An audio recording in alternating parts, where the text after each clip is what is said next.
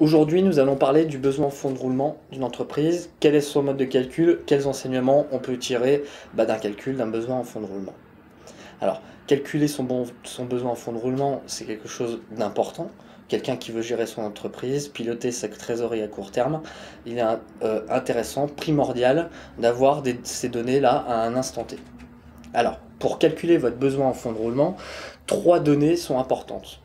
C'est-à-dire vos créances clients, vos promesses de chiffre d'affaires, celles qui sont facturées mais qui vont rentrer d'ici peu, votre stock qui demande qu'à sortir, à être vendu, et vos dettes fournisseurs, ce que vous devez à vos fournisseurs, aux caisses sociales et aux impôts. Alors le calcul est simple, on prend entre guillemets ce que vous allez bientôt recevoir et on va retirer bientôt ce que vous allez bientôt payer. Donc vos créances clients, plus votre stock, moins vos dettes fournisseurs.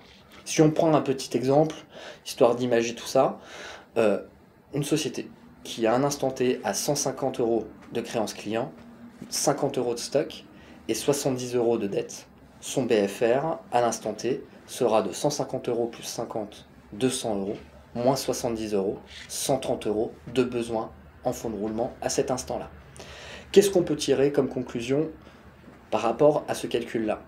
Simplement, un BFR qui est positif, ce qui veut dire que vous avez plus de promesses d'entrée d'argent que de sortie, peut être interprété du fait que vous payez plus vite vos fournisseurs que vous n'encaissez d'argent.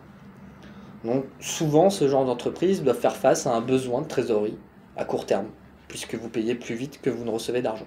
A contrario, une société qui a un besoin en fonds de roulement négatif veut dire qu'elle a plus de promesses de sortie d'argent que d'entrée, qu'elle encaisse plus vite qu'elle sort d'argent, et souvent ce sont des sociétés qui ont de gros soldes de trésorerie.